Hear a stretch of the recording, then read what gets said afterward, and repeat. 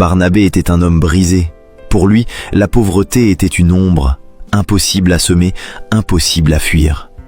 Dans un accident tragique, il a tout perdu, sa femme, ses enfants et même sa mère, Madeleine. Depuis ce jour, la vie le tenait, comme une main qui ne lâche jamais. Quand on lui demandait comment il allait, il répondait toujours la même phrase. Qui a mis au monde la pauvreté ? C'était son refrain, et c'était aussi sa chaîne. Chaque jour, il cherchait du travail. Il baissait la tête, il suppliait. Il disait même « Je travaille gratuitement, du moment qu'on me donne à manger ». Mais on lui répondait toujours « Va-t'en, on n'a rien pour toi » ou « Reviens une autre fois ». À force, il était devenu insensible. La nuit, il s'endormait le ventre vide. Le jour, il marchait longtemps, sans but. Ses vêtements étaient en lambeaux, ses chaussures usées jusqu'au sang. Et sur son visage, la fatigue ne partait jamais. Mais une chose ne changeait pas. Il voulait être aimé, surtout par les belles femmes. Chaque fois qu'une femme passait, son regard la suivait, comme s'il attrapait une lumière. Mais elle ne le regardait jamais. Certaines l'ignoraient, d'autres se moquaient, d'autres l'insultaient en face. Alors il tentait sa chance de la façon la plus maladroite. Dès qu'il avait quelques pièces, il les tendait, espérant un arrêt, un oui, une chance. Mais elle repoussait toujours sa main. « Garde ton argent, commence par remettre ta vie en ordre. »« Ça ne m'intéresse pas. » Chaque refus piquait son orgueil comme une aiguille. Et peu à peu, il s'est mis à croire que le monde l'avait condamné. Jusqu'à cet après-midi silencieux, au coin d'une rue, où il l'a vue, Chloé. Elle avançait lentement, parlant toute seule dans l'air.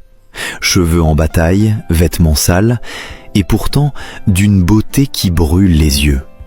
Dommage, elle était folle. En regardant son profil, une question lui a traversé l'esprit. Qui a pu la réduire à ça ? Et là, une pensée plus dangereuse encore s'est glissée en lui. Et si je la faisais devenir ma petite amie ? Il a même pensé, ou alors je fais semblant d'être fou, moi aussi. Comme ça, on pourra se rapprocher. Il a regardé autour de lui, comme pour vérifier que personne n'entendait. Les femmes du village ne veulent pas de moi. Mais elle est différente. Elle ne me rejettera pas. Chloé s'éloignait déjà. Barnabé, lui, restait là, immobile, comme tiré par une force. Et il ne le savait pas encore, mais cette folle Chloé allait renverser toute sa vie. Si tu veux savoir ce qui s'est passé quand Barnabé s'est approché d'elle pour la première fois, après cette fois-là, Barnabé n'a plus pu se retenir. Il retournait sans arrêt voir cette femme qu'on disait folle. Le lendemain, Barnabé est retourné exactement au même endroit. Du matin jusqu'au soir, il est resté là, debout. La faim le faisait trembler, ses jambes étaient lourdes comme du plomb, mais il n'est pas parti. Il n'attendait qu'une seule chose, que cette femme folle réapparaisse. Quand le soleil a commencé à tomber, elle est enfin arrivée. Elle marchait lentement, en marmonnant, comme la veille. Le cœur de Barnabé a sursauté. Il s'est mis à la suivre discrètement, en gardant une distance de sécurité. Elle s'est arrêtée devant un immeuble abandonné. Dans un coin, elle a fouillé, a sorti de vieux vêtements et des cartons, les a étalés bien soigneusement, puis elle s'est allongée. Barnabé a hoché doucement la tête. Voilà où elle dormait. Il est rentré dans sa petite chambre et toute la nuit, il n'a pensé qu'à ça. Le troisième jour, la chance a fini par se tourner vers lui. Quelqu'un l'a embauché pour nettoyer une petite ferme. Il a travaillé du matin au soir, les épaules tremblantes de fatigue, mais il souriait comme s'il revenait à la vie. Depuis longtemps, c'était la première fois. Il ne mendiait pas.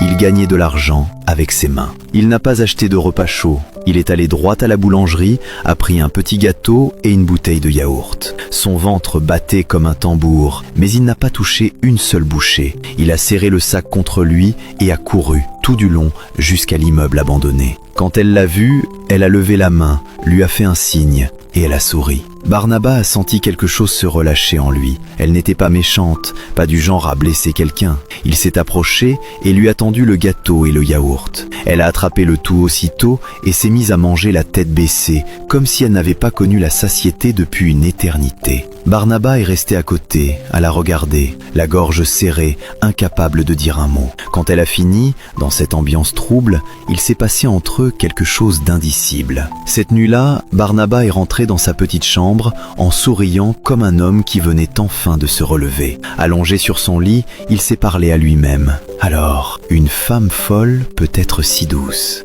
Merci mon Dieu. Le 4e jour, il est revenu. Cette fois, il avait apporté des bonbons. Elle les a pris et ses yeux se sont illuminés une seconde. Après ce 3e jour, c'était comme si la route s'était rouverte. À partir de ce moment-là, le destin de Barnabas a commencé à changer, tout doucement. Barnabé, après avoir vu la femme folle pour la première fois, n'arrivait plus à s'en empêcher. Il revenait, encore et encore. Depuis ce jour-là, sa vie a changé, en silence. Le travail a commencé à venir sans arrêt. Des gens qu'il avait ignorés autrefois se sont soudain mis à le contacter. Il a cru à une erreur, mais la quantité de travail augmentait tellement qu'il a fini par devoir refuser certains contrats. Pour la première fois depuis des années, il pouvait bien manger et même mettre un peu d'argent de côté. Il n'achetait plus de petits gâteaux, il achetait de grands gâteaux pour la femme folle. Parfois c'était de la viande, parfois des boissons. Et à chaque visite, on aurait dit que sa vie avançait d'un pas. Ses vêtements n'étaient plus en lambeaux, il portait un pantalon propre et des sandales. Les gens ont commencé à le respecter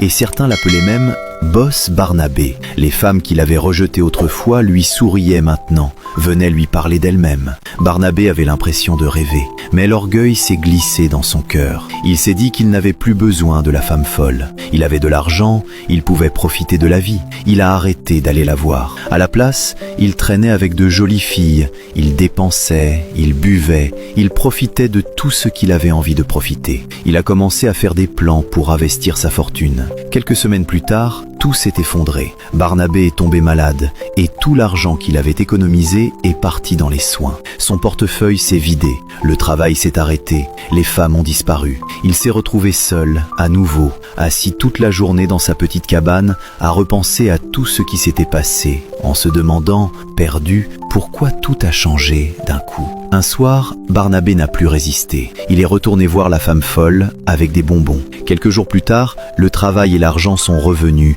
et cette fois, encore plus qu'avant. Barnabé était à nouveau heureux. Il profitait, dépensait sans compter, et une fois de plus, il a arrêté d'aller la voir. Peu après, l'argent a disparu. Tout est revenu au point de départ. Le travail s'est bloqué, personne ne l'a contacté. Barnabé s'est assis dehors, en silence, et a réfléchi. Et tout à coup, il a compris. Ce n'était pas une coïncidence. Il a décidé d'aller revoir la femme folle. Résultat, le travail et l'argent sont revenus. Puis Barnabé a volontairement arrêté d'y aller, et l'argent a de nouveau disparu. Là, il a enfin compris. Sa richesse était étroitement liée à la femme folle. À partir de ce jour-là, il a décidé de s'occuper d'elle de tout son cœur. Il allait la voir souvent, il lui apportait des cadeaux, il passait du temps avec elle. Et bientôt, l'argent a commencé à rentrer comme une pluie. Tout est devenu facile. Barnabas est finalement devenu riche.